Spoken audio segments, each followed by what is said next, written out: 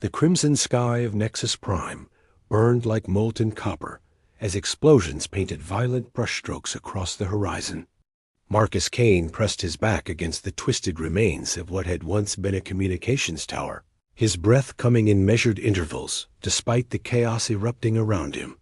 The acrid smell of plasma fire filled his nostrils, mixing with the metallic tongue of ozone that always followed Zephyrian energy weapons. 3 years of war had taught him to find pockets of calm within the storm, to think clearly when others panicked. It was this ability that had kept him alive through countless battles against the ethereal beings known as Zephyrians tall, graceful creatures whose technology seemed like magic to human eyes.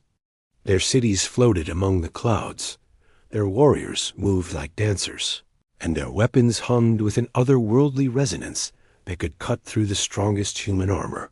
Marcus adjusted his rifle's scope, scanning the battlefield through the amber-tinted visor of his helmet. Intelligence had reported a high-value target in this sector, not a weapon or strategic position, but a person. A young Zephyrian of supposed royal blood, separated from her guard during the morning's skirmish. The mission parameters were clear: locate and extract for potential prisoner exchange. But as he crept through the rubble-strewn wasteland, dodging the occasional plasma burst from distant Zephyrian scouts, Marcus couldn't shake the feeling that this was different from his usual assignments. There was something in the way his superior officer, Major Holland, had briefed him a reluctance, almost as if the man were asking him to commit some unspoken transgression. The sound of falling debris drew his attention to a partially collapsed structure about 50 meters ahead. Through the scope, he could make out a slender figure huddled against what remained of an ornate archway. Even from this distance, Marcus could tell she was unlike any Zephyrian warrior he'd encountered. Where the soldiers were armored in flowing metallic suits that shifted color like oil on water, this individual wore what appeared to be a gown of deep violet fabric that seemed to shimmer with its own inner light. Marcus lowered his weapon and began his approach, moving carefully from cover to cover. As he drew closer, more details became visible through his scope. The figure was definitely female, with the characteristic tall, willowy build of her species, but there was something almost fragile about the way she held herself. Her hair, a cascade of silver that caught the dying light of the alien sun, fell around her shoulders like liquid starlight. 20 meters away, he could see her more clearly. She was young at least by human standards, though he knew Zephyrians aged differently. Her skin held the faint luminescent quality common to her people, but it was pale now, whether from fear or injury he couldn't tell. Most striking were her eyes, large and expressive, colored a deep emerald that seemed to glow with an inner fire. Marcus paused behind a chunk of crystallized debris, studying her. She wasn't what he'd expected. Every Zephyrian he'd encountered had carried themselves with an almost ethereal confidence, as if they were beings of pure energy, barely contained within physical form. This young woman, however, seemed painfully mortal in her vulnerability. A distant explosion reminded him that the battlefield was no place for contemplation. He checked his surroundings once more, then made his decision. Rising from cover with his hands visible and empty, he called out in the universal trade language that both species used for negotiations.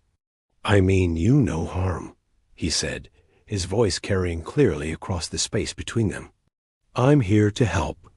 The young woman's head snapped up at the sound, her luminous eyes widening with what appeared to be a mixture of fear and desperate hope. She pressed herself further against the archway, but Marcus noticed she didn't flee.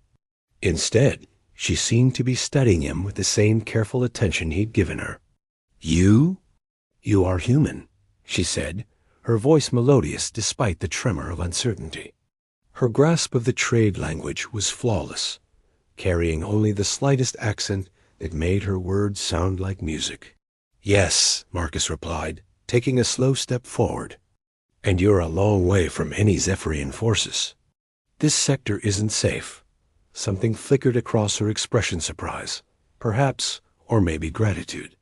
You would help me? Even though we are enemies? The question caught Marcus off guard.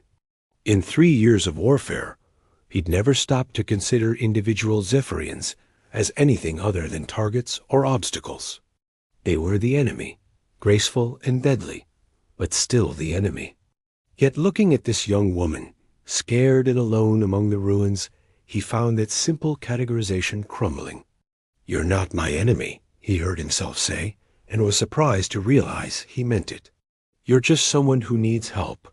For a long moment, they regarded each other across the war-torn landscape. The sounds of distant battle provided a harsh soundtrack to their strange first meeting. But in that bubble of space around the ruined archway, something unprecedented was taking shape, a moment of pure human connection that transcended species and conflict. "My name is Celeste," she said finally, rising gracefully to her feet, despite what appeared to be a minor injury to her left arm. Even in distress, she moved with an innate elegance that spoke of royal breeding. "Marcus," he replied, taking another step closer. "Princess Celeste, I'm guessing, based on what our intelligence suggested." A shadow crossed her features. "Intelligence? You were looking for me specifically?" Marcus felt a knot form in his stomach. The truth was complicated. He'd been sent to capture her, not rescue her. But looking into those remarkable emerald eyes, he found he couldn't voice the deception. Instead, he chose a truth that felt more honest than his orders. "I was sent to find you," he said carefully. "But now that I have, I think the only thing that matters is getting you somewhere safe." Celeste steadied his face with an intensity that made him feel as though she were reading his very soul. Whatever she saw there seemed to satisfy her, because she extended a slender hand toward him. "I trust you, Marcus," she said softly, and the simple declaration hit him with unexpected force. As he helped her from the ruins, Marcus felt the solid ground of his convictions shifting beneath his feet. This was supposed to be a simple extraction, a military operation with clear objectives and protocols. Instead, he found himself responsible for a being whose very presence seemed to challenge everything he thought he knew about war, duty, and the enemy. They began their journey across the battlefield together, Marcus leading the way through the safest route he could identify. Celeste moved beside him with surprising resilience, though he could see the effort it cost her. Her injuries were minor but painful, and the elegant gown that marked her status also made her more visible to any hostile forces in the area. "Stay close," Marcus murmured as they navigated around a crater that still glowed with residual energy from some Zephyrian weapon. "And if I signal, drop flat immediately."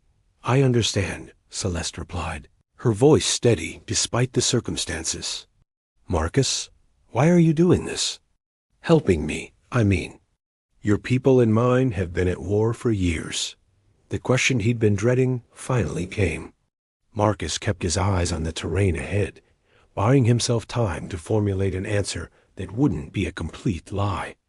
"Because sometimes doing the right thing matters more than following orders," he said finally. "And because no one deserves to die alone in a place like this, no matter which side they're on." It wasn't the complete truth, but it wasn't false either. As they pressed on through the dangerous landscape, Marcus found that his motivations were becoming clearer with each step. This wasn't about prisoner exchanges or military intelligence anymore. It was about the graceful young woman walking beside him, trusting him with her life, and the way her presence was changing something fundamental inside him. The journey to the extraction point would take several hours, assuming they could avoid the worst of the fighting.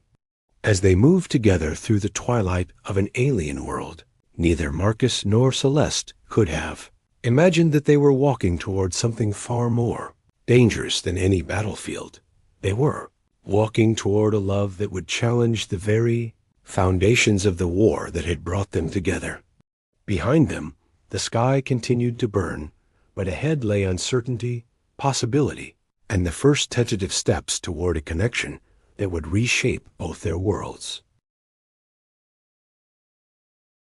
The Zephyrian palace materialized before them like a dream given form, its crystalline spires reaching toward the twin moons that hung like jewels in the velvet sky. Marcus had seen images of Zephyrian architecture in intelligence briefings, but nothing had prepared him for the reality of standing before the royal citadel of Ethamore. The entire structure seemed to pulse with gentle bioluminescence, walls that appeared to be carved from living starlight itself. 3 days had passed since it carried and exhausted Celeste through the palace gates, her weight slight in his arms, as Zephyrian guards surrounded them with weapons drawn. The memory of Queen Seraphine's face when she'd seen her daughter, the way her composed royal mask had shattered into pure maternal relief still echoed in Marcus's mind. Now, as he stood on the balcony of the guest quarters he'd been assigned, Marcus tried to make sense of his situation. By all rights, he should be a prisoner.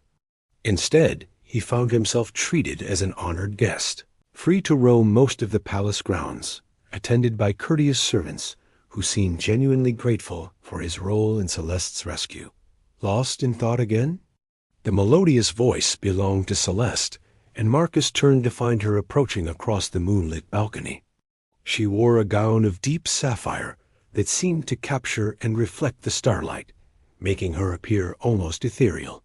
Her injuries had healed with the remarkable speed common to her people, leaving no trace of the frightened young woman he'd found among the ruins. Just trying to understand all this, Marcus gestured toward the impossible beauty of the palace gardens spread out below them. 3 days ago, we were enemies. Now, ... Now you're my mother's most honored guest, Celeste finished, settling gracefully onto the stone bench beside him. The proximity sent an unexpected warmth through Marcus's chest. She owes you a debt she believes can never be repaid. And what do you believe? Celeste was quiet for a long moment, her luminous green eyes studying the patterns of light that danced across the palace walls. I believe that some actions transcend debt entirely. What you did, it came from something deeper than duty or honor. She was right, though Marcus wasn't sure he was ready to examine that truth too closely. These past 3 days had been a revelation in ways he hadn't expected. Celeste had become his guide to Zephyrian culture, showing him wonders that existed nowhere, in human space gardens where the flowers sang in harmonious chords, libraries where knowledge was stored in crystals of pure light, fountains that defied gravity to create impossible spirals of liquid silver. But more than the marvels of her world, it was Celeste herself who had captured his attention. She possessed a quick intelligence that delighted in his questions about human customs, a gentle humor that emerged when she thought no one was watching, and a compassion that seemed to radiate from her very being. Marcus, she said softly, there's something I need to tell you. Something about why I was alone on that battlefield. He turned to face her fully, noting the tension in her elegant features. You don't have to. I do, she interrupted, her voice firm despite its gentle tone. I was running away. From my responsibilities, from an arranged marriage that was announced without my consent, from a future that felt like a beautiful cage. The words hit Marcus like a physical blow. Marriage. Of course she would be, promised to someone she was a princess, and royal marriages were political arrangements. He'd been foolish to think otherwise, foolish to let himself imagine, ... Prince Orion of the Northern Reaches, Celeste continued, seemingly unaware of the turmoil her words had created. He's a good man, by all accounts. Noble, intelligent, dedicated to his people. The union would strengthen both our kingdoms, create stability in uncertain times. Then why were you running? Marcus asked, though he wasn't sure he wanted to hear the answer. Celeste's laugh was soft and sad. Because I've always believed that the heart should have some say in matters of love. My mother thinks it's romantic foolishness, a luxury we can't afford in times of war. She turned to look at him directly. What do you think? The question hung between them like a bridge neither dared to cross. Marcus found himself drowning in those emerald eyes, seeing reflected there a longing that matched his own growing feelings. The smart thing, the safe thing, would be to agree with Queen Seraphina, to speak of duty and necessity and the foolishness of following one's heart. Instead, he heard himself say, "I think a life without love isn't much of a life at all." The simple declaration seemed to shimmer in the air between them, heavy with implications neither had spoken aloud. Celeste's breath caught, and for a moment Marcus thought she might lean closer, might bridge the distance between them entirely. Princess Celeste? The voice shattered the moment like crystal against stone. They turned to see Prince Orion himself approaching across the balcony, his tall frame cutting an impressive silhouette against the palace lights. Marcus had met him briefly during the formal introductions, a Zephyrian male of obvious nobility and bearing, with the silver-white hair and pale blue eyes characteristic of the northern reaches. "Orion," Celeste said, rising smoothly to her feet. Marcus noticed she didn't sound particularly pleased by the interruption. "I was told I might find you here," Orion said, his gaze flickering briefly to Marcus before settling on Celeste. "I had hoped we might speak privately about our upcoming betrothal ceremony." The casual mention of the ceremony sent another jolt through Marcus. It was really happening then? The political marriage, the end of whatever was growing between him and Celeste. "Of course," Celeste replied, though her voice held a coolness that hadn't been there moments before. "Marcus, perhaps we could continue our conversation tomorrow?" Marcus nodded, recognizing a dismissal when he heard one. As he moved toward the balcony doors, he caught Orion's eye. The prince's expression was unreadable, but there was something there, not hostility, but a kind of careful assessment, as if he were trying to solve a puzzle. "Marcus Kane," Orion said formally. "The human who saved my betrothed." "Just doing what seemed right," Marcus replied, fighting to keep his voice neutral. "Indeed." Orion's tone was thoughtful. "Not everyone would have made such a choice. Celeste is fortunate that you possess such ... integrity." There was something in the way Orion spoke the word integrity that made Marcus wonder if the prince understood more about the situation than he was letting on. But there was no challenge in his manner, no territorial posturing. If anything, he seemed almost sad. Marcus excused himself and retreated to his quarters, but sleep proved elusive. He found himself pacing the elegantly appointed rooms, trying to process the tangle of emotions that Celeste's revelation had created. She was promised to another, a good man, by her own admission, someone who could give her the kind of life she deserved. Meanwhile, he was a human soldier from a species at war with hers, with nothing to offer but a heart that had somehow betrayed him by falling for someone completely beyond his reach. The next morning brought an unexpected summons from Queen Seraphina. Marcus found himself in her private study, a chamber that managed to be both intimate and impressive. The queen herself was even more striking in daylight, tall and regal, with the same luminous eyes as her daughter, but centuries of wisdom behind them. "Sit, please," she said, gesturing to a chair across from her desk. "We need to discuss your future here. Your Majesty, if I've overstayed my welcome." "Quite the opposite," Seraphina interrupted with a slight smile. "You've become something of a sensation among my people, the human who risked everything to save a Zephyrian princess. There are those who see your actions as a sign that peace between our peoples might be possible." Marcus felt his heart sink. "You want me to stay as some kind of ... symbol?" "I want you to stay because my daughter has been happier these past few days than I've seen her in years," the queen said quietly. "And because I fear that happiness is about to come to an end." The admission surprised him.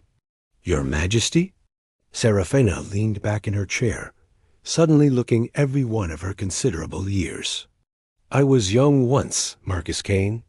I know what it looks like when two hearts recognize each other, regardless of the obstacles between them." Marcus felt heat rise in his cheeks. "I would never presume." "Of course you wouldn't. You're too honorable for that. But honor doesn't make the feelings disappear, does it? The Queen's expression grew gentle. Celeste will marry Prince Orion in 1 month's time. It's a good match politically, and he's a decent man who will treat her well. But ... But she doesn't love him, Marcus finished quietly. No, and I'm beginning to wonder if I'm making a terrible mistake in forcing this union. Serafina stood and moved to the window, gazing out at the palace gardens where Marcus could see Celeste walking with Orion, their conversation appearing stilted and formal. What would you have me do? Marcus asked. I don't know, the Queen admitted. Stay for the betrothal ceremony, at least. Let me see how this plays out. Perhaps there's a solution I haven't considered. As Marcus left the royal study, his mind churned with possibilities and impossibilities in equal measure. 1 month until Celeste married another man. 1 month to figure out if there was any path forward that didn't end in heartbreak for everyone involved. But as he watched her from across the courtyard, saw the way her face lit up when she spotted him, Marcus knew that a month might be both too long and nowhere near enough time at all. The Festival of Twin Moons transformed the palace into something beyond mortal imagination. Every surface gleamed with bioluminescent patterns that pulsed in rhythm with the celestial dance above, where Aethros and Lunara, the twin moons of the Zephyrian homeworld, reached their closest alignment of the year. It was the most sacred celebration in Zephyrian culture, a time when tradition held that the veil between hearts grew thin and true feelings could no longer hide. Marcus stood at the edge of the great ballroom, watching the ethereal beings glide across the crystalline floor in patterns that seemed to mirror the movement of stars themselves. 3 weeks had passed since his conversation with Queen Serafina, 3 weeks of stolen moments with Celeste between her official duties and wedding preparations. Each day had made their connection stronger, and each day had brought them closer to an impossible choice. Magnificent, isn't it? Marcus turned to find a young Zephyrian woman approaching, her auburn hair woven with threads of silver that caught the festival lights. She wore robes of deep forest green, and her smile held a warmth that immediately put him at ease. It's unlike anything I've ever seen, Marcus replied honestly. I'm Marcus Kane. I know who you are, she said with a gentle laugh. I'm Myra, Celeste's closest friend and confidant. She speaks of you often. The mention of Celeste sent Marcus's gaze automatically, searching the crowd until he spotted her near the throne where Queen Serafina held court. She wore a gown of pure white that seemed to capture and reflect the twin moonlight, making her appear almost divine. Beside her stood Prince Orion, resplendent in formal robes of midnight blue, playing his role as devoted betrothed with perfect nobility. She's beautiful tonight, Mira observed, following his gaze. Though I suspect you've noticed that every night since you arrived. Marcus felt heat rise in his cheeks. Myra, Peace, Marcus Kane. I'm not here to judge, but to understand. Myra's expression grew serious. Do you know what the Festival of Twin Moons represents to our people? A celebration of celestial alignment? Much more than that.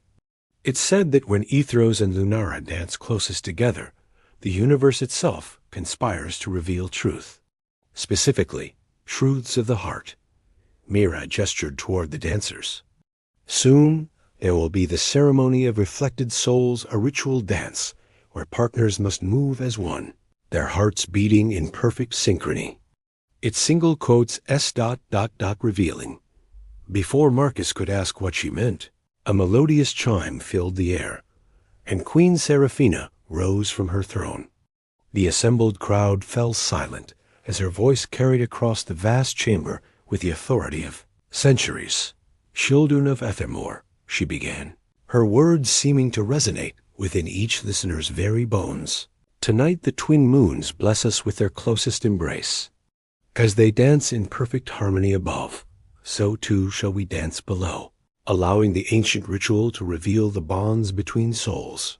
Marcus watched as couples began forming throughout the ballroom. The ceremony of reflected souls was clearly an important tradition. He could see the reverence in every face, the careful way partners positioned themselves before the crystalline dais at the room's center. "Princess Celeste," the queen continued, "will you and Prince Orion honor us by opening the ceremony?" Celeste's response was barely audible, but she stepped forward with Orion at her side. As they took their positions, Marcus felt something twist painfully in his chest. This was how it was supposed to be. A princess and her intended, united before their people, blessing the ceremony with their bond. The music began, a haunting melody that seemed to emanate from the very walls of the palace. It was unlike anything Marcus had ever heard, a sound that bypassed the ears and spoke directly to the soul. Around the ballroom, couples began to move, but all eyes remained on Celeste and Orion. The dance itself was beautiful, but clearly challenging. Partners had to mirror each other's movements perfectly, their bodies moving as extensions of a single spirit. Marcus watched as Orion led with grace and skill, his tall frame cutting elegant patterns through the air. But something was wrong. Celeste's movements, while technically perfect, lacked the flowing spontaneity that characterized everything else she did. She seemed to be thinking through each step, calculating rather than feeling. Orion, for his part, appeared to sense the disconnect. Marcus could see the slight confusion in his pale blue eyes as he tried to adjust to her rhythm. "It's not working," Mira whispered beside him. "The dance requires perfect emotional harmony." "They're both trying, but Bell quotes, but their hearts aren't beating as one," Marcus finished, understanding flooding through him. On the dance floor, Celeste stumbled slightly, an almost imperceptible misstep that would have gone unnoticed by most. But Marcus saw the moment her carefully maintained composure began to crack. She looked up at Orion with something approaching desperation, as if silently asking him to help her feel what she knew she should be feeling. Orion, to his credit, responded with gentle encouragement, his movements becoming more supportive, less demanding. But the magic of the dance was built on mutual passion, not kindness, and no amount of good intentions could manufacture the connection that simply wasn't there.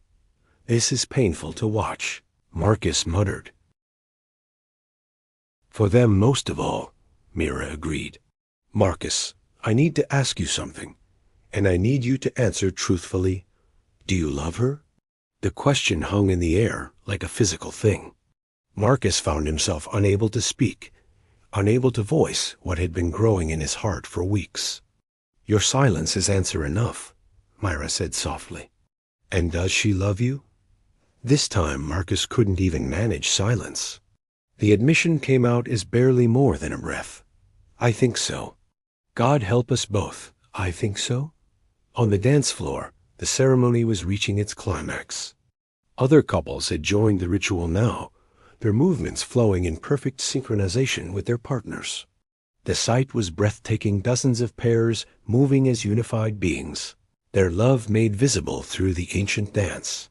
But at the center, Celeste and Orion continued their beautiful, heartbreaking performance of what love should look like rather than what it actually was.